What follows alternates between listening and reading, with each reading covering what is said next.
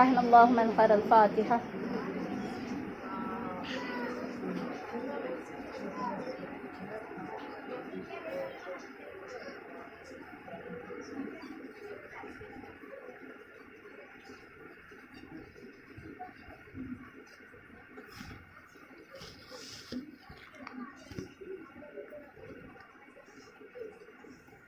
لا حول ولا قوة إلا بالله العلي العظيم. حسبنا الله ونعم الوكيل، نعم المولى ونعم النصير. الحمد لله رب العالمين، والصلاة والسلام على أشرف الأنبياء والمرسلين وخاتم النبيين حبيبنا وحبيب إله العالمين أبي القاسم محمد. اللهم صل على محمد وآل محمد وعلى آله الطيبين الطاهرين المعصومين المظلومين الغرر الميامين، لا سيما بقية الله في الأرضين وحجته على الخلائق أجمعين، سيدنا ومولانا وصاحب نعمتنا وولي عصرنا مهدي هذه الأمة وطاووس أهل الجنة الحجة بن الحسن العسكري، روحي وأرواح العالمين لتراب مقدمه الفداء. صلوات اللهم صل على محمد وآل محمد ولعنة الله على أعدائهم أجمعين من يوم عداوتهم إلى قيام يوم الدين. بسم الله الرحمن الرحيم. اللهم كن لوليك الحجة ابن الحسن صلواتك عليه وعلى آبائه في هذه الساعة وفي كل ساعة وليا وحافظا وقائلا وناصرا ودليلا وعينا حتى تسكنه أرضك طوعا وتمتعه فيها طويلا. اللهم صل على محمد وآل محمد. السلام عليك يا أبا عبد الله وعلى الأرواح التي حلت بفنائك. عليك مني سلام الله أبدا ما بقيت وبقي الليل والنهار، ولا جعله الله آخر العهد مني لزيارتكم. السلام على الحسين وعلى الحسين وعلى أولاد الحسين وعلى أصحاب الحسين جميعا ورحمة الله وبركاته. اللهم صل على محمد وآل محمد. أما بعد، فقد قال الله تبارك وتعالى في كتابه المبين وقرآنه المجيد وقوله الحق. بسم الله الرحمن الرحيم. يا أيتها النفس المطمئنة ارجعي إلى ربك راضية مرضية فادخلي في عبادي وادخلي جنتي. صلوات. اللهم صل على محمد وآل محمد. عزیزان محترم السلام علیکم ورحمۃ اللہ وبرکاتہ۔ خداوند عالم قرآن کریم میں سورہ فجر کی ان آخری آیات مبارکہ میں فرما رہا ہے، اے اطمینان بخش نفس، تو اپنے پروردگار کی طرف پلٹ جا، تو اس سے راضی، تیرا رب تجھ سے راضی، اور تو اس کے بندوں میں داخل ہو جا، تو اس کی جنت میں داخل ہو جا۔ عزیزان محترم، اگر حقیقتاً کوئی شخصیت ان آیات مبارکہ کا مصداق ہے تو وہ ابا عبداللہ سید الشہداء امام حسین ابن علی علیہ الصلاۃ والسلام۔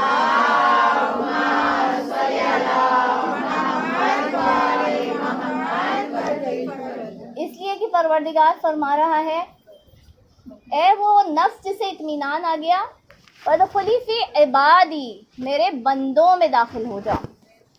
یعنی خداوند عالم ہمیں کسی چیز کی طرف توجہ دلا رہا ہے۔ مرتبے بہت ہیں، عہدے بہت ہیں، آدمیت ہے، انسانیت ہے، رسول ہیں، نبی ہیں، امام ہیں، اولو العزم ہیں، مرسلین ہیں، ملائکہ ہیں، مرتبے کئی ہیں، سرداری ہے، جنت کے سردار ہیں، حوض کوثر کے سردار ہیں، کئی مرتبے، کئی مراحل ہیں جو خداوند عالم نے عہدے رکھے۔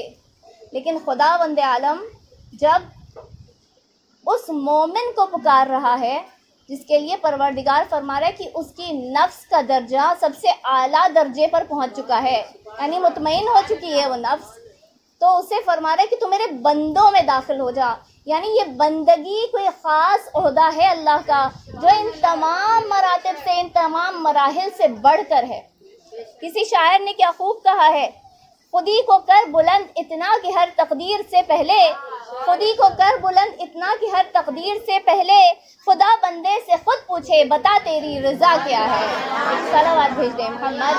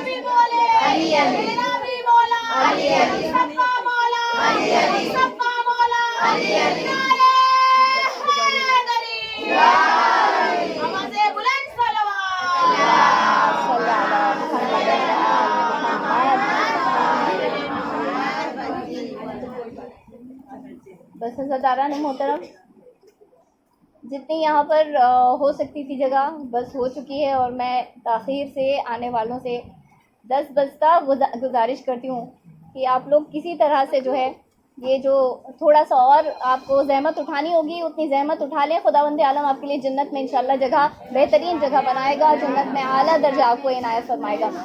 اس بارے دیگر صلوات بھیج دیں محمد۔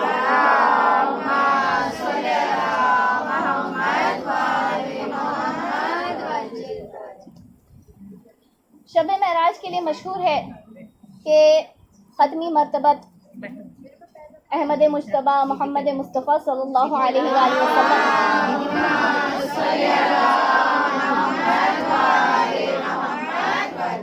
خداوند عالم کی بارگاہ میں حاضر ہوئے اور خلاق عالم سے باتیں کر رہے تھے۔ اتنے میں پروردگار نے اپنے حبیب سے فرمایا، اے حبیب، میں چاہتا ہوں کہ آپ مجھ سے کچھ مانگیں، آپ مجھ سے کوئی سوال کریں۔ رسول اللہ نے عرض کیا، اے پروردگار، اے رب العزت، آپ نے سب کچھ تو مجھے عطا کر دیا، اب مانگنے کے لیے کچھ رکھا ہی نہیں، سب کچھ تو دے دیا تو نے مجھے، زمین کے خزانوں کی چابی دے دی، آسمان کے راستے بتا دیے، افضلیت عطا فرما دی، فضائل کا دریا بہا دیا، نبوت دے دی، رسالت دے دی، امامت میری آل میں دے دی، رسول بنا دیا، سب بہترین حبیب بنا دیا، اپنا حبیب کا لقب عطا فرما دیا۔ ایک مرتبہ رسول اکرم فرماتے جا رہے ہیں کہ سب کچھ تو نے مجھے عطا کر دیا، امامت کا عہدہ دے دیا، اولو العزم پیغمبروں میں مجھے قرار دیا، میری آل سب سے بہترین آل ہے، میری امت سب سے بہترین امت قرار پائی ہے، تو نے مجھے روز محشر شفیع بنا دیا، لوگوں کی شفاعت کرنے والا بنا دیا، تو اب مانگنے کے لیے رہا کیا؟ اللہ تعالیٰ فرماتا ہے اے میرے حبیب میں چاہتا ہوں کہ آپ مجھ سے کچھ مانگیں۔ اچھا، جہاں مانگنے کی بات آتی ہے تو وہاں پر صحیفہ کاملہ میں سید سجاد امام علی ابن الحسین علیہ الصلوۃ والسلام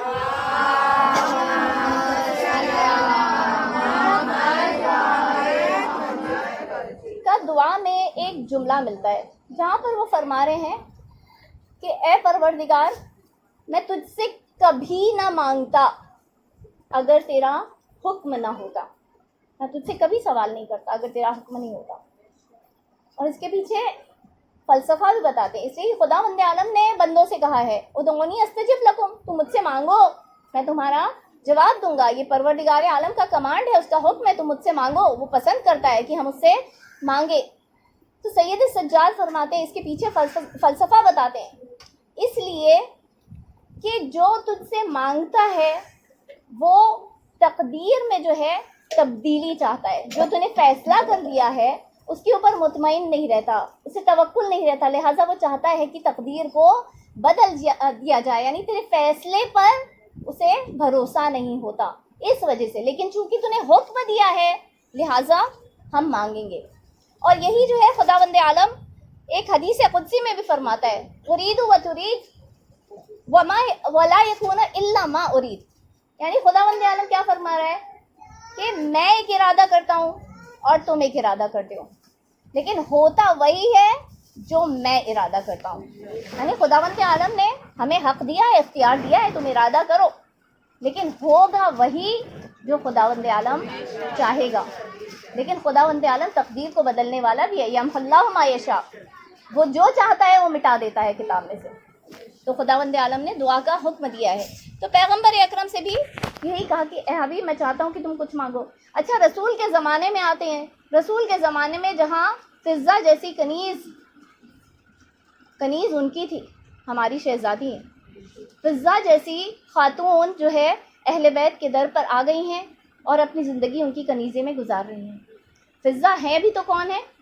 فضہ وہ شخصیت جب رسول گھر فاطمہ میں بیت فاطمہ میں داخل ہوتے تھے تو ایک ہاتھ اگر فاطمہ کے سر پر تو دوسرا ہاتھ فضہ کے سر پر، بیٹی مانا کرتے تھے۔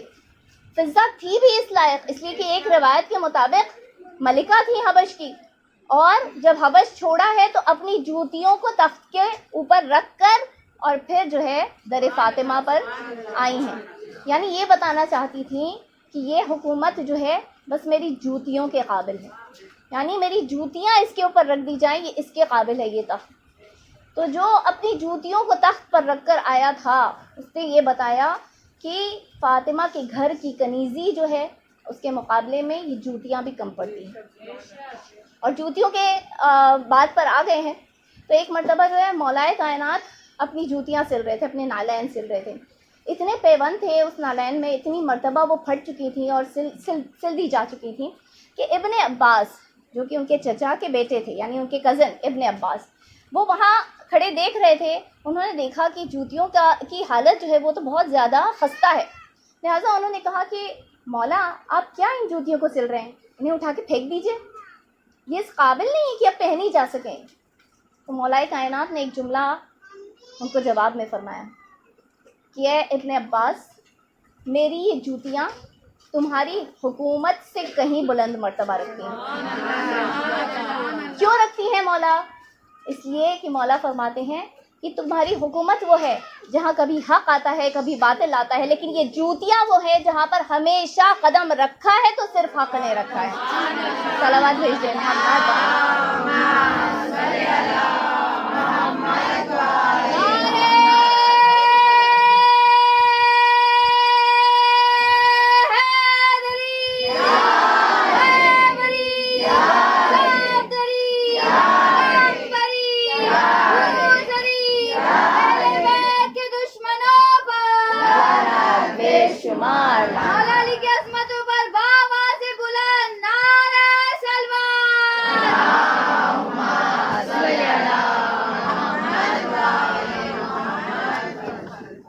اچھا اکثر یہ بھی ملتا ہے کہ مسجد امام بارگاہ سے جو ہے جوتیاں چوری ہو جایا کرتی ہیں، تو آپ پریشان مت ہوئیے، اس لیے کہ جوتیوں کی قیمت اتنی بڑھ جاتی ہے جو مسجدوں اور امام بارگاہوں میں آیا کرتی ہیں کہ لوگ جو ہے اسے چرا لے جایا کرتے ہیں. جو جوتیاں ملائکہ کے پروں پر سفر کرتی آئی ہوئی ہوں تو اب سے گھبرائیے گا مت کہ آپ کی جوتیاں اتنی قیمتی تھیں کہ کسی نے انہیں چوری کرنے کے لائق سمجھ لیا.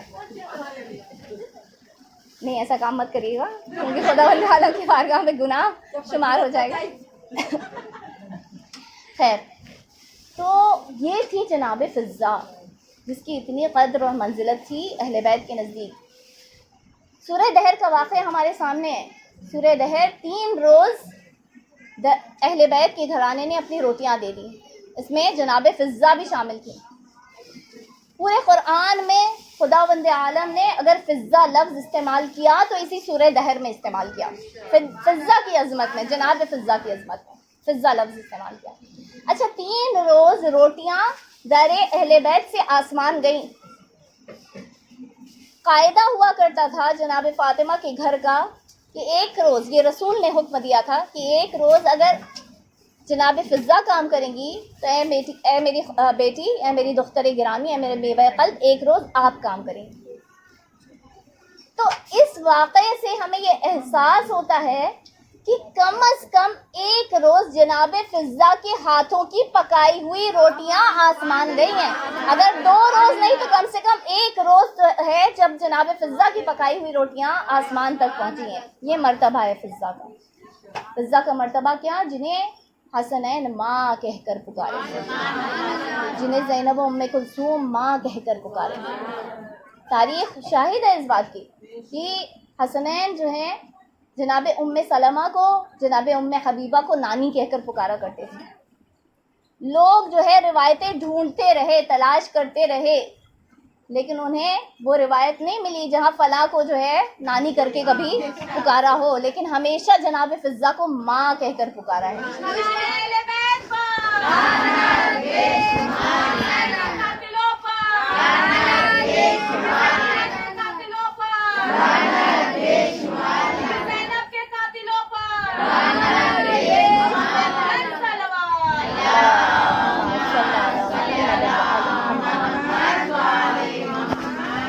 ایک مرتبہ رسول جو ہے جناب فضہ کے پاس آتے ہیں اور ان سے فرماتے ہیں کہ اے فضہ، خداوند عالم نے آپ کی 3 دعائیں جو ہے قبول کرنا چاہی ہیں. آپ جو سوال کرنا چاہیں کر لیں، خداوند عالم آپ کی 3 دعائیں ضرور بضرور قبول کرے گا. اچھا ہم سے اگر کہا جائے کہ 3 دعا کر لو، رسول خداوند عالم یہ توفیق دے کہ ان کی زیارت ہمیں نصیب ہو، ان کی شفاعت ہمیں نصیب ہو. تو اگر آ کر رسول ہم سے سوال کر لیں 3 دعائیں مانگ لو، اللہ تعالیٰ ضرور بضرور قبول کرے گا، تو ہم کیا کہیں گے؟ دنیا میں اتنی دولت دے دے کہ آخر زندگی تک جو ہے دولت میں نہاتے رہیں. دوسری، آپ کے لیے نہیں کہہ رہی ہوں بھائی، میرے لیے ٹھیک ہے، تو دنیا میں اتنی دولت دے دے کہ بڑے آسانی سے جو ہے یہ دنیا دولت کے سہارے سے گزر جائے. دوسری کہ صحت دے اور صحت کے ساتھ طویل عمر دے دے، یعنی طویل عمر صحت کے ساتھ. ہر ایک چاہتا ہے لمبی زندگی. ہاں یہ الگ بات ہوتی ہے کہ جب پریشانی آتی ہے تو سب مرنا چاہتے ہیں، لیکن ایسے ہر ایک چاہتا ہے کہ ہم کو طویل زندگی مل جائے، لیکن صحت کے ساتھ ہوگی تو سب طویل زندگی چاہتے ہیں. دوسری دعا. تیسری دعا، آخرت میں مجھے جنت دے دے. دنیا بھی بن گئی، آخرت بھی سنور گئی، یہ میری دعا. لیکن جناب فضہ، یہ فضہ ایسے ہی نہیں ہے جو چاندی کہا جا رہا ہے. جناب فضہ پر بابا بلند سلوات.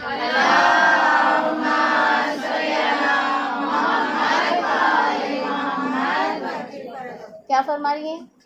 یا رسول اللہ، اگر اللہ میری 3 دعائیں ضرور قبول کرے گا تو میری 3 دعائیں یہ ہیں.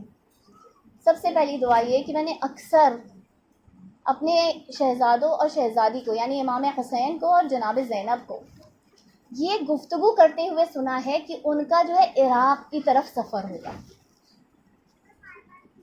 میری پہلی دعا یہ ہے کہ پروردگار مجھے اس وقت تک زندہ رکھے. دوسری دعا کہ مجھے نہ صرف زندہ رکھے بلکہ یہ دونوں مجھے اپنے ساتھ لے کر جائیں. اور تیسری دعا کہ مجھے خداوند عالم اتنی طاقت دے اس وقت میں کہ میں ان کی خدمت انجام دے سکوں. یہ ہے جناب فضہ کی دعائیں کہ اہل بیت کی خدمت مجھے حاصل ہو جائے. کتنا فرق ہے ہمارے خیالات میں اور ان کے خیالات میں. تو کنیزی یوں ہی حاصل نہیں ہو جاتی ہے نا، محنت کرنا پڑتا ہے، انسان کو مشقت کرنا پڑتا ہے، وہ معرفت حاصل کرنی پڑتی ہے. تو یہاں پر جناب فضہ نے یہ 3 دعائیں مانگی. رسول اللہ نے فرمایا کہ اللہ نے جواب دیا کہ تمہاری تینوں دعائیں اللہ نے قبول کر لی. اور پھر ہم آگے کا جو سفر ہے وہ جانتے ہیں کہ کس طرح سے جناب فضہ نے طے کیا. تو عزیزان محترم یہ تھی جناب فضہ کی دعائیں. اب میں اپنے اوریجنل موضوع پر واپس آؤں، جہاں پر خداوند عالم اپنے حبیب سے سوال کر رہا ہے کہ مجھ سے تم دعا مانگو، میں چاہتا ہوں تم مجھ سے دعا مانگو. اور حبیب خدا فرماتے ہیں میری پہلی دعا یہ ہے کہ اے پروردگار روز قیامت ہر ایک شخص کا حساب و کتاب لیا جائے گا، میری امت کا بھی حساب و کتاب لیا جائے گا. اے پروردگار میں چاہتا ہوں کہ روز قیامت میری امت کا حساب و کتاب کسی دوسرے نبی کی امت کے سامنے نہیں لیا جائے، اس لیے کہ وہ روز ہے جب تمام راز عیاں کر دیے جائیں گے، تمام راز فاش کر دیے جائیں گے. اس لیے میں نہیں چاہتا کہ کسی نبی کے سامنے بھی میری امت شرمندگی اٹھائے. یہ نبی ہے جو اپنی امت کے لیے ایسا سوچ رہے ہیں. خداوند عالم فرماتا ہے کہ اے میرے حبیب میں نے آپ کی اس دعا کو قبول کیا. آپ کی امت کو میں دوسرے نبیوں کی امتوں کے سامنے کیا، میں خود آپ کے سامنے بھی ان کا حساب و کتاب نہیں لوں گا. میں جانوں اور وہ جانیں. یہ خداوند عالم نے وعدہ کیا. اسی امت نے بعد میں جا کر کیا کیا رسول کے ساتھ. لیکن یہ الگ مسئلہ ہے کہ امت میں شامل کون ہے. کیا دشمن زہرا امت محمدی میں شامل ہے؟ کیا دشمن علی امت محمد میں شامل ہے؟ کیا دشمن اہل بیت امت میں شامل ہے؟ جو جناب فاطمہ کو ناراض کر سکتا ہے، جو مولا مشکل کشا کو ناراض کر دے، جو حسنین کو ناراض کر دے، اس نے رسول خدا کو ناراض کیا، تو وہ کیسے رسول اللہ کی امت میں شامل ہوا؟ تو عزیزان محترم یہ پہلی دعا رسول اللہ کی. اب ایک بہت ہی مشہور حدیث ہے جہاں پر جو صحیح بخاری میں موجود ہے. اچھا یہ حدیث جو ہے معتبر ہے اس لیے کہ ہمارے درمیان بھی جو ہے اس حدیث کی سند صحیح ہے، ان کے درمیان بھی جو ہے یہ حدیث صحیح السند ہے. اور نقل کرنے والا، روایت کرنے والا ان کے صحیح بخاری میں، ویسے کئی لوگوں نے نقل کیا لیکن جس نے ان کے اس میں نقل کیا ہے وہ شخص بھی ایسا جس نے جو ہے لاکھوں حدیثیں بیان کر دی رسول اللہ سے. بہت کم عرصے کے لیے رسول اللہ کے ساتھ میں تھا لیکن لاکھوں حدیثیں، لہسن کی، پیاز کی، فلاں کی، جانور کی، اس کی تمام حدیثیں جو ہیں اس سے بیان کی گئی ہیں اور وہ ان کی کتابوں میں موجود ہیں. اور اس کے لیے کہا جاتا ہے اس کا دماغ جو ہے کمپیوٹر سے زیادہ تیز چلا کرتا تھا. اچھا بھائی تم کھاتے کیا تھے کہ اتنا تیز ہو گیا؟ ہر ایک کو چاہیے نا کہ حافظہ تیز ہو جائے ہمارا. تو کھاتے کیا تھے کہ اتنا تیز دماغ ہو گیا؟ تو کہا کچھ نہیں، بس ایک مرتبہ رسول اللہ کا جھوٹا کھا لیا تھا. رسول اللہ کا جھوٹا کھا لیا تھا. اچھا بات اتنی سمپل نہیں ہے، اتنی آسان نہیں ہے. کہا بھی کیا جاتا تھا ان کو اس لیے کہ ان کو ابو ہریرہ کہا جاتا تھا. جو جانتے وہ جانتے.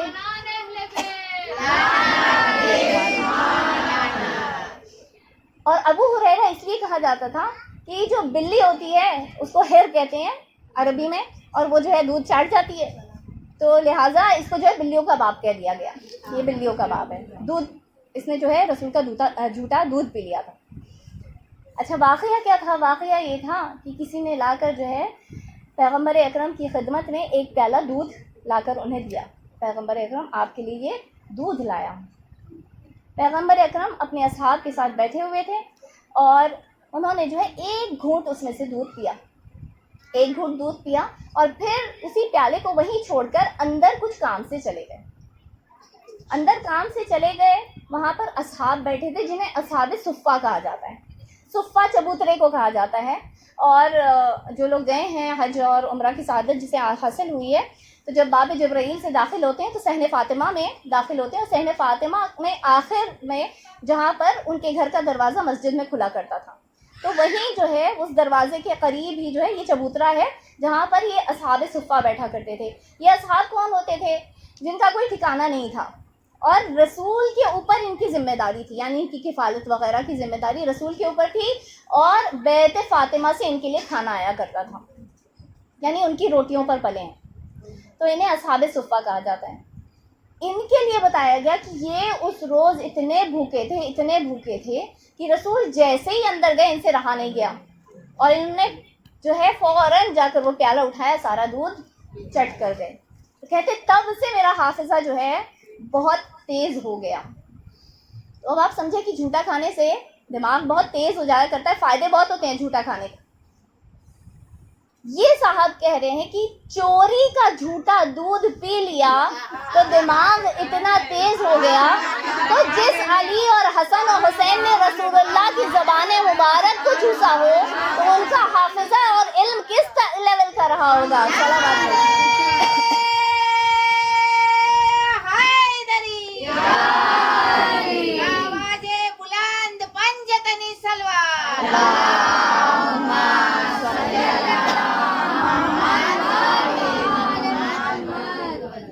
تو ان سے جو ہے معتبر ترین حدیث، ویسے سب حدیثیں نہیں معتبر ترین کی، لیکن یہ حدیث جو میں آپ کے سامنے بیان کرنے جا رہی ہوں یہ معتبر ترین حدیث نقل کی گئی ہے کہ ایک روز اصحاب رسول نے دیکھا کہ اچانک سے رسول جو ہے سجدے میں گر گئے، سجدہ کیا، سر کو اٹھایا، دوبارہ سجدے میں گئے، دوسرا سجدہ کیا، پھر سر کو اٹھایا، اس طرح سے رسول اللہ نے 5 سجدے کر ڈالے۔ جب 5 سجدے کر کے سر اٹھا لیا تو اب اصحاب جو ہے ان میں جستجو تھی، یا رسول اللہ اپنی 5 سجدے کیوں کیے؟ مسلسل ایک کے بعد دیگر آپ جو ہے یہ سجدے کر رہے ہیں۔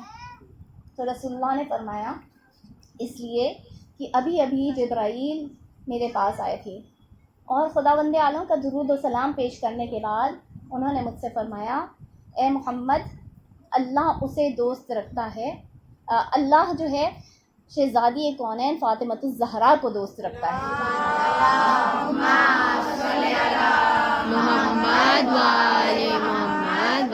تو میں فوراً سجدے میں چلا گیا، شکر کے سجدے میں چلا گیا۔ پھر میں نے سر اٹھایا تو جبرائیل نے مجھ سے فرمایا کہ اے محمد، اللہ علی ابن ابی طالب کو دوست رکھتا ہے۔ میں فوراً سجدے میں چلا گیا۔ پھر اٹھایا تو کہا کہ اللہ امام حسن کو دوست رکھتا ہے۔ میں پھر سجدے میں چلا گیا۔ پھر سر اٹھایا تو کہا کہ اللہ حسین شہید کو دوست رکھتا ہے۔ میں پھر سجدے میں چلا گیا۔ یا رسول اللہ، پھر خاموش ہو گیا رسول اللہ۔ یا رسول اللہ، یہ تو 4 سجدے، 4 اہل بیت کے گھرانے کے 4 افراد، اور ان کے لیے آپ نے سجدے انجام دے دیے، یہ 5واں سجدہ کس لیے تھا؟ تو رسول اللہ فرماتے ہیں جب 4تھی مرتبہ میں نے سر اٹھایا ہے تو جبرائیل نے مجھ سے فرمایا یا محمد، اللہ تعالیٰ آپ سے فرماتا ہے کہ جو انہیں دوست رکھتا ہے اللہ انہیں دوست رکھتا ہے۔ بس میں شکر کے سجدے میں گر گیا۔ صلوات بھیجیں۔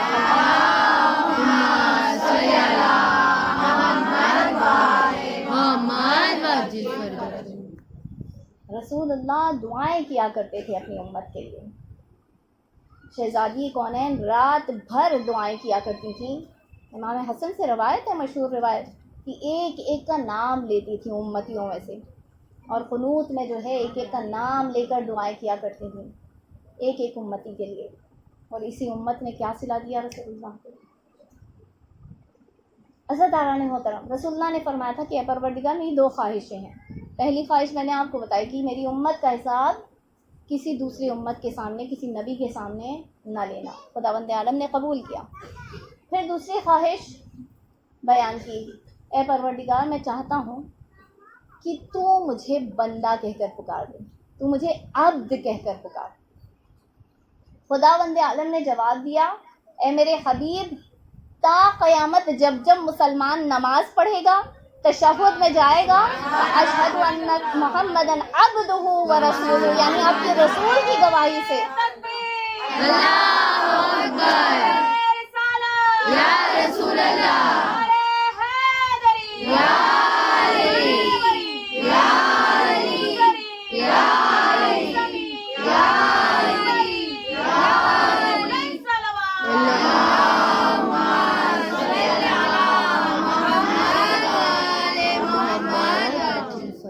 عبد کہہ کر پکارے گا۔ عبد وہ درجہ ہے جو افضلیت رکھتا ہے، اور بندہ بھی کیسا کہ جب جبرائیل ساتھ لے کر چلے ہیں آسمانوں میں شب معراج، تو پھر ایک موڑ پر پہنچے ہیں جہاں پر جبرائیل نے کہا، ساتھ ساتھ چل رہے ہیں، اب تک سفر ساتھ ساتھ ہے، لیکن اس موڑ پر پہنچتے ہی جبرائیل نے کیا کہا، یا رسول اللہ، اگر میں یہاں سے جو ہے سرے منہ یعنی بال کی نوک کے برابر بھی آگے قدم رکھ دوں تو میرے بالوں پر جل جائیں گے۔ اب تک پہلو میں تھے جبرائیل، پہلو میں ساتھ ساتھ چل رہے تھے، لیکن جہاں سدرۃ المنتہا پر پہنچے کیا فرماتے ہیں، یا رسول اللہ اس سے آگے مجھے بڑھنے کی اجازت نہیں ہے، اس سے آگے میں نہیں بڑھ سکتا، میرے بالوں پر جل جائیں۔ کون کہہ رہا ہے؟ جبرائیل، سردار ملائکہ، سید الملائکہ۔ سننا بہت آسان ہے، لیکن سمجھنے کے لیے تعداد تو دیکھیے ملائکہ کی، کتنے ملائکہ کے سردار ہیں، کتنے فرشتوں کے سردار ہیں۔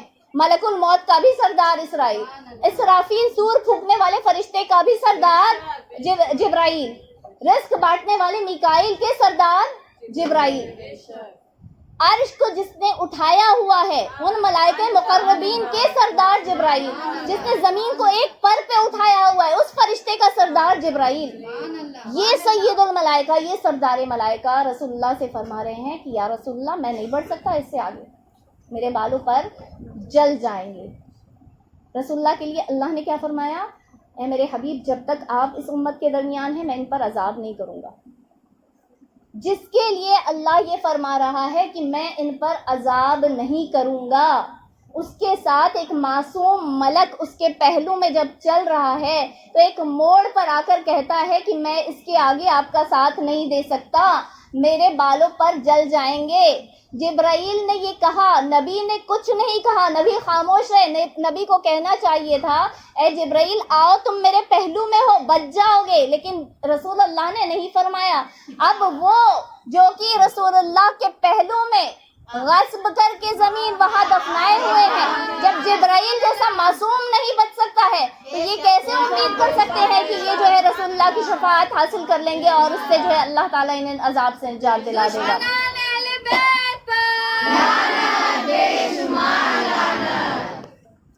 تو عزاداران محترم، یہ جسے اللہ نے بندہ کہا اور جس کے لیے جبرائیل جیسے فرشتے بھی کہہ رہے ہیں کہ میں نہیں بچ سکتا، تو جو حد سے تجاوز کر گئے ان کے لیے تو کتنی بڑی مشکل، کتنی بڑی مشکل ہی مشکل۔ اس لیے ایک روایت ہے جس میں معصوم فرماتے ہیں کہ روز صبح 70,000 فرشتے اللہ سے اجازت لیتے ہیں کہ وہ زمین پر وارد ہوں۔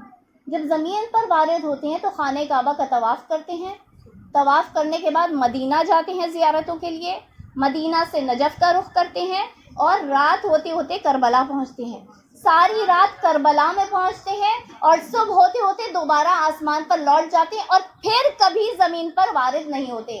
یہ سلسلہ روز 70,000 ملائکہ کے لیے قائم و دائم رہتا ہے۔ اب یہ احساس کرنے کی کوشش کیجئے کہ 70,000 ملائکہ اب نبی کے روضے مبارک پر آ رہے ہیں تو نہ صرف اللہ ان کے اوپر عذاب کر رہا ہے بلکہ یہ 70,000 ملائکہ ان کو ٹھوکریں مار رہے ہیں اور ان کو روز جو ہے 70,000 ڈنڈے پڑ رہے ہیں۔ خداوند عالم نے اپنے حبیب کی آل سے دشمنی رکھنے والوں کے لیے یہی ان کا حشر رکھا ہے۔ عزیزان محترم، خداوند عالم نے نماز کو معراج مومن قرار دیا۔ نماز میں ہی ہم عبد کہیں گے نا، عبد پکاریں گے رسول اللہ کو، معراج مومن قرار دیا۔ لیکن اس پورے نماز کا جو سب سے اہم رکن رکھا وہ سجدہ رکھا کہ ایک شخص جو ہے اگر اپنے آپ کو، اپنی پیشانی کو سجدے میں گرا دے تو پھر اس سے بڑھ کر کوئی بات نہیں ہو سکتی ہے۔ شاید کہ اپنے آپ کو یہ سجدے میں گرانا، یہ تسلیم کا جذبہ رکھنا اس بندے کو بھی جو ہے ابدیت تک پہنچا دے۔ سجدے میں جب بندہ سر رکھتا ہے تو خداوند عالم جو کہتا ہے کہ تم نے اپنے آپ کو ذلیل کیا، میں نے تمہیں اپنے نزدیک بلند کر دیا۔ تاریخ میں ایک ایسا بھی سجدہ دیکھا گیا جہاں پر نماز جماعت رسول فرما رہے ہیں، امام جماعت رسول ہیں اور پیچھے تمام اصحاب نماز پڑھ رہے ہیں۔ اتنے میں امام حسین کم سنی کا عالم ہے اور اس مجمع کو چیرتے ہوئے رسول اللہ کی پشت پر جا کر سوار ہو جاتے ہیں۔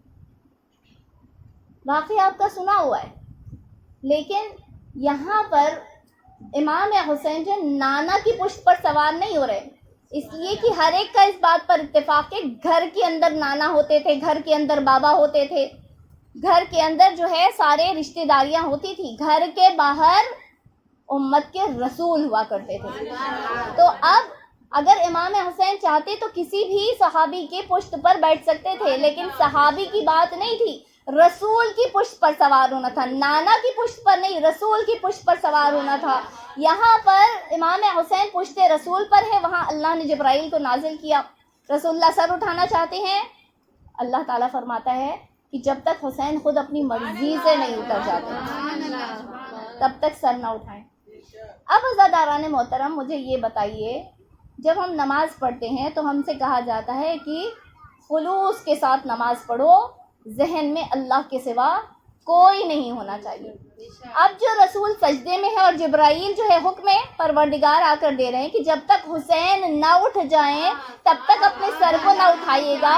پیچھے امتی بارہا سروں کو اٹھا کر دیکھ رہے ہیں کہ کیا رسول اللہ نے سر اٹھا لیا۔ خیر اس سے نماز باطل نہیں ہوتی، کیونکہ امام جماعت نے جب تک سجدے سے سر نہیں اٹھایا، آپ کتنے بھی سجدے کر لیں آپ جا سکتے ہیں واپس سجدے کے اندر، تو ان کی نماز۔ لیکن اب مجھے یہ بتائیے کہ ذہن میں اب اللہ ہے یا حسین ہے؟ ذہن میں امتیوں کے بھی حسین ہے، اور رسول جیسی شخصیت، اللہ کا محبوب، افضل ترین مخلوق اللہ کی، اس کے ذہن میں بھی حسین ہے۔ حسین اٹھے پشت سے تو میں اپنے سر کو اٹھاؤ۔ اب عزاداران محترم اس بات کا احساس ہوا کہ جب ہم نماز پڑھتے ہیں تو کیوں مصائب حسین میں آنسو بہانا مستحب قرار دیا گیا، ہر شے کو، ہر چیز کو شرک قرار دیا گیا۔ کوئی بھی خیال آیا دل کے اندر، ذہن کے اندر نماز کے دوران، خفیہ شرک ہو جاتا ہے، لیکن کبھی کسی نے نہیں کہا کہ رسول نے شرک کیا، ان اصحاب نے شرک کیا۔ یہ ہے امام حسین کا مرتبہ۔ اللہ حاصل نہیں ہوتا جب تک حسین شہید کی معرفت نہیں ہو جاتی، جب تک حسین پر انسان آنسو نہیں بہا لیتا، جب تک حسین کے غم میں غمزدہ نہیں ہو جاتا، ان کے مصائب پر رو نہیں پڑتا، خدا کے قریب، خدا کی قربت اسے حاصل نہیں ہو سکتی۔ عزاداران محترم، میں نے اپنی حدیث کو تمام کیا۔ سفر کا مہینہ ہمارے درمیان داخل ہو گیا، مصائب و آلام سے بھرا یہ سفر کا مہینہ، ان کی مصیبتوں کا کیا جائزہ لیں گے جنہیں قیدی بنا کر بازاروں میں اور درباروں میں پھرایا جا رہا ہے۔ سید سجاد ہر موڑ پر اپنی ماں کو یاد کیا کرتے، اے اماں کاش کہ تم نے مجھے پیدا نہ کیا ہوتا تو آج سجاد کو اپنی بہنوں اور پھوپھیوں کو بے ردا نہ دیکھنا پڑتا۔ اے اماں کاش کہ میں یہ منظر دیکھنے سے پہلے مر چکا ہوتا۔ جب شام کے بازاروں سے گزر رہے تھے تو امام سجاد کے اپنے جملے کی ہم پر جو ہے 6 مصائب ڈھائے گئے۔ ان مصائب میں امام سجاد فرماتے ہیں چھتوں پر عورتیں جاتی تھیں ہمارا تماشا دیکھنے کے لیے اور ہم پر کھولتا ہوا پانی برسایا کرتی، ہم پر پتھر برسایا کرتی تھی، ہم پر انگارے برسائے جاتے تھے، ہمارے بال جل جاتے تھے۔ جزاکم اللہ خیر الجزا، آپ کی آوازیں بلند ہو گئی۔ یہ سفر کا مہینہ بڑے بڑے مصائب کا مہینہ ہے۔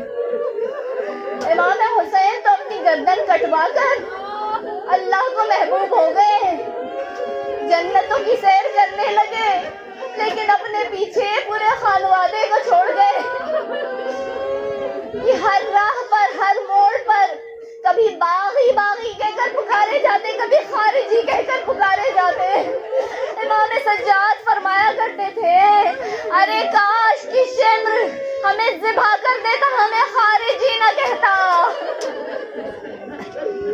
ہاں زاداران محترم، سفر کا ہی وہ مہینہ تھا جب دربار شام کے باہر اہل بیت اکرام کو، اہل بیت کی خواتین کو، حرم رسول کو، ناموس رسول کو 36 گھنٹے کھڑا کیا گیا۔ جنہیں زیارت کا شرف ملا ہے شام کی زیارتوں کو، وہ احساس کرے جب اس راستے سے گزرتے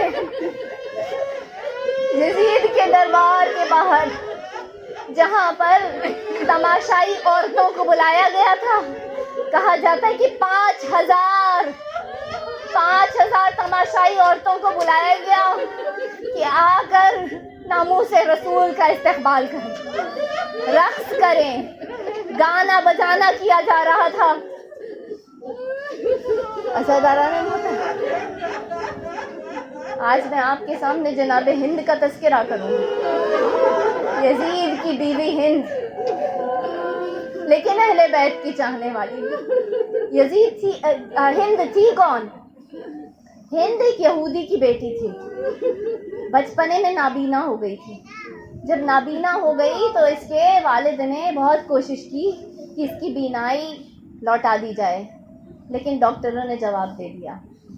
اس نے بہت پوچھا، کسی نے کہا کہ ہاں ایک شخص ہے جو تیری بیٹی کو شفا دے سکتا ہے، وہ علی ابن ابی طالب مدینہ میں رہتے ہیں۔ کہتا ہے کہ میں ضرور ان سے جا کر ملاقات کروں گا۔ مدینہ آیا، مولا کے گھر تشریف لایا۔ مولا، میں آپ کے مذہب کا ماننے والا نہیں ہوں، میں یہودی ہوں، میں قریب کے شہر میں رہتا ہوں، لیکن لوگوں نے مجھے آپ سے بہت امید دلائی ہے، آپ میری بیٹی کو شفا عطا کر دیں، میری بیٹی کی بینائی لوٹا دیں۔ امام فرماتے ہیں کہ میں ضرور اس کو شفا عطا کروں گا۔ ایک مرتبہ اپنے لال حسین کو بلایا جائے، ایک تشت میں پانی منگوایا، امام حسین کو قریب بلایا، امام حسین سے کہا ہے حسین اس تشت میں، اس پانی میں اپنے دست مبارک ڈال دو، اس پانی کو اپنے دست مبارک سے مس کر دو۔ امام حسین نے اس پانی میں اپنے ہاتھوں کو ڈالا، ہاتھوں کو باہر نکالا۔ مولا نے فرمایا جا اس پانی کو لے جا، اپنی بیٹی کے سر پر ڈال دینا، اپنی بیٹی کے سر پر ڈال دو۔ کہتا ہے کہ اس سے کیا ہوگا؟ امام کہتے ہیں اس کی بینائی لوٹ آئے گی، اسے شفا مل جائے گی۔ وہ پوچھتا ہے کیوں شفا ملے گی؟ اس لیے کہ میرے لال حسین نے اپنے ہاتھوں سے اسے مس کر دیا۔ وہ حسین جس کا گہوارہ بھی فطرت جیسے فرشتے کو شفا دے دے، اس کو امتیوں لے کر بلا بلا کر اس طرح بے گورو کفن شہید کر دیا۔ اس کا لاشا 3 روز تپتی ہوئی ریت پر پڑا رہا، کوئی دفنانے والا نہ تھا۔ شخص جاتا ہے اپنی بیٹی کے سر پر پانی ڈالتا ہے، فوراً اسے شفا مل جاتی ہے۔ کہتی ہے بابا یہ کیسا پانی تھا؟ کوئی حسین ہے مدینے میں، اس نے اپنے ہاتھوں سے اسے مس کر دیا، تجھے شفا مل گئی۔ بابا مجھے اس سے ملاقات کے لیے ضرور لے چلے گا، میں اس کی زیارت کرنا چاہتی ہوں۔ ایک روز اس کا مدینہ جانا ہوا، اپنی بیٹی کو ساتھ لے کر گیا۔ امام حسین کی خدمت میں بیٹی آئی، کہتی ہے مولا میں آپ کے ہاتھوں پر جو ہے دین اسلام کو قبول کرنا چاہتی ہوں، مولا آپ نے مجھے شفا بخشی ہے، شہادتین پڑھی، دین اسلام لائی۔ کہتی ہے مولا مجھے کچھ تعلیم دیجیے، مجھے کچھ سکھائیے۔ امام فرماتے اگر کچھ سیکھنا ہے نا تو جا میری بہنوں سے سیکھ لے۔ آزاداران محترم آپ پہنچ گئے۔ خداوند عالم آپ کی آوازوں پر رحمت نازل کرے۔ ایک مرتبہ زینب ام کلثوم کی خدمت میں آتی ہے، کہتی ہے اے شہزادیوں مجھے کچھ سکھائیے۔ زینب کہتی ہے اگر ہم سے کچھ سیکھنا ہے ہند تو ہم سے پردہ کرنا سیکھ لے۔ ہند کہتی ہے شہزادی میں نے سیکھ لیا، اب کبھی میرے سر سے یہ پردہ نہ ہٹے گا۔ کچھ عرصے ہند وہاں رہتی ہے، خدمت اہل بیت میں اپنی زندگی گزارتی ہے، لیکن ایک روز اس کی یزید سے شادی ہو جاتی ہے، شام چلی جاتی ہے۔ جب شام میں رہتی ہے تب بھی روز اپنے مولا کے لیے دعائیں کیا کرتی ہے، اے پروردگار میرے مولا کو صحت کے ساتھ طولانی زندگی عطا کرنا، میرے مولا کا خیال رکھنا۔ روز دعا کرتی تھی. ایک روز اس کی کنیزیں آ کر اسے بتاتی ہیں کہ اے شہزادی، ایک باغی کا خاندان پکڑا گیا ہے. کچھ لوگ تھے جنہوں نے آپ کے شوہر کے خلاف بغاوت کی، انہیں کربلا میں مار ڈالا گیا، انہیں شکست دے دی گئی. ان کے سر نیزوں پر لائے جا رہے ہیں. ساتھ میں کچھ بیویاں ہیں جو بے ردا ہیں. سب بازاروں میں جمع ہو گئے ہیں ان کا تماشا دیکھنے کے لیے. ہند کہتی ہے میں بھی تماشا دیکھنا چاہتی ہوں. میں بھی تماشا دیکھنا چاہتی ہوں، لیکن میں بازاروں میں نہیں جاؤں گی اس لیے کہ میں پردہ دار خاتون ہوں. ہاں لیکن دربار میں آ جاؤں گی. میری 2 شرطیں ہیں. ایک، میرے لیے ایسا نقاب بنانا جو باریک کپڑے کا بنا ہوا ہو تاکہ میں اچھی طرح سے ان کا تماشا دیکھ سکوں. اور ایک، میرے لیے ایک تخت نصب کر دینا. میں زمین پر نہیں کھڑی رہوں گی، میں تخت کی بلندی سے ان کا تماشا دیکھنا چاہتی ہوں. ہاں عزادارہ نے محترم، ایک مرتبہ اہل حرم کو دربار میں داخل کیا گیا. ہند دربار میں آ گئی، تخت پر کھڑی ہو گئی. جیسے ہی جناب زینب دربار میں داخل ہوئی، نظر ہند پر گئی، نگاہ ہند پر پڑی. جیسے ہی نگاہ ہند پر پڑی، شہزادی ام کلثوم سے فرماتی ہیں کہ اے ام کلثوم، دیکھ رہی ہو وہاں کون کھڑا ہے؟ ام کلثوم کہتی ہے جب سے میرے بھیا عباس گئے ہیں مجھے کچھ سوجھتا نہیں، میری بینائی چلی گئی ہے، مجھے کچھ سمجھ نہیں آتا. زینب کہتی ہے غور سے دیکھو ام کلثوم، یہ ہماری خدمت گزار ہند کھڑی ہے. ام کلثوم کہتی ہے جسے ہم نے پردہ کرنا سکھایا. کہتی ہے ہاں وہی ہند جسے ہم نے پردہ کرنا سکھایا. ام کلثوم تڑپ جاتی ہے، جسے ہم نے پردہ کرنا سکھایا آج پردے میں ہے اور ہمیں بے چادر بے ردا مجمع عام میں پھرایا جا رہا ہے. اجرکم علی اللہ. شہزادی ایک کونا میں اپنے رومال میں آپ کے آنسوؤں کو جگہ دے. قافلے کو آگے بڑھایا جاتا ہے. جناب زینب اور ام کلثوم اپنے نگاہوں کو نیچے کر لیتی ہیں، اپنے چہروں کو جھکا لیتی ہیں. جب بھی کوئی مصیبت زدہ ہوتا ہے اس کی یہی تمنا ہوتی ہے کہ کوئی پہچان والا نہ دیکھ لے، ہمیں اس عالم میں کوئی پہچان والا دیکھ کے ہمیں پہچان نہ جائے، ہمیں مصیبت زدہ نہ دیکھ لے. ارے زینب بھی اپنی نظروں کو جھکائے ہوئے ہیں، لیکن جیسے ہی تخت کے قریب آتی ہے ایک مرتبہ ہند روکتی ہے. من ای بلاد انتم، ارے کون سے شہر سے تم سب ہو؟ زینب کہتی ہے من بلد مدینہ، ہم مدینہ کے رہنے والے ہیں. ہند ایک مرتبہ تخت سے زمین پر آ جاتی ہے. زینب پوچھتی ہے ہند زمین پر کیوں آ گئی؟ ہند کہتی ہے مدینہ والوں کے احترام میں.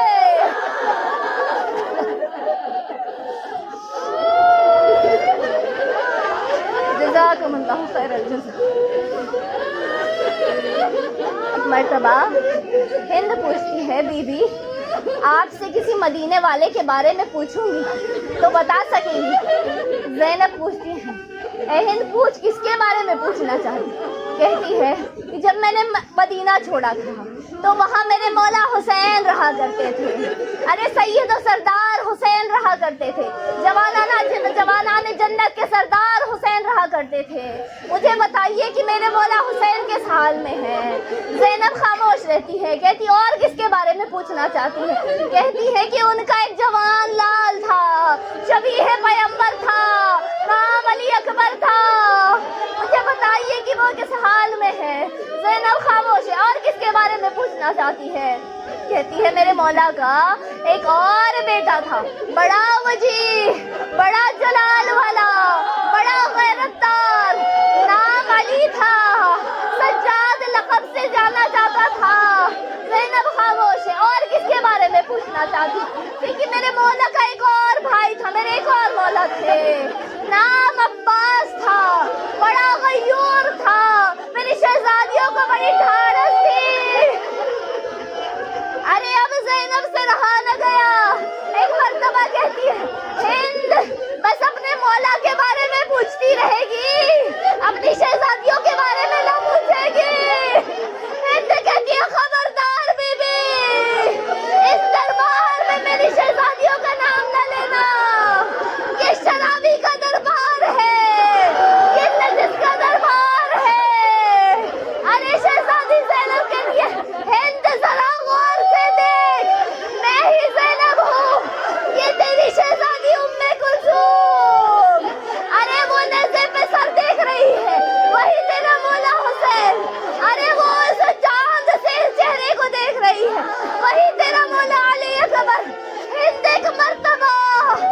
اپنی چادر اٹھا کر پھینکتی ہے. اے میری شہزادی یہ کیا ہو گیا؟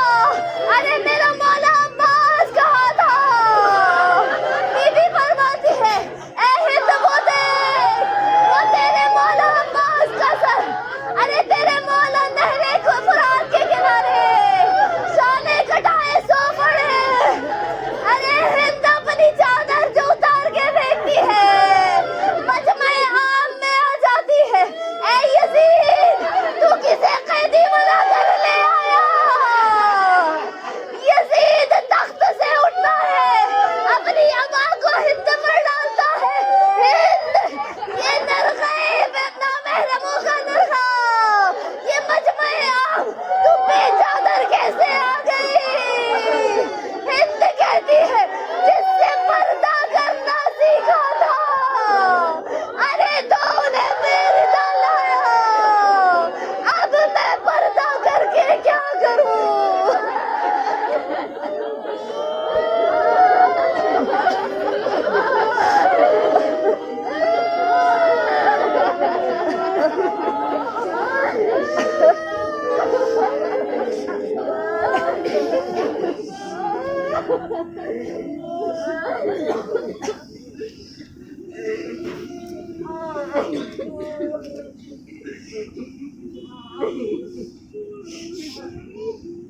اِنَّا لِلَّهِ وَإِنَّا إِلَيْهِ رَاجِعُونَ. وَسَيَعْلَمُ الَّذِينَ ظَلَمُوا أَيَّ مُنْقَلَبٍ يَنْقَلِبُونَ. بر الہ تجھے تیرے پاک اور قدوس نام کا واسطہ. پروردگار تیرے خاص نام اللہ کا واسطہ. تیرے اسم اعظم کا واسطہ. تیرے حبیب اور ان کے اہل بیت اطہار کا واسطہ. بار الہ تجھے فاطمۃ الزہرا کے شکستہ پہلو اور ان کے اجڑے ہوئے چمن کا واسطہ.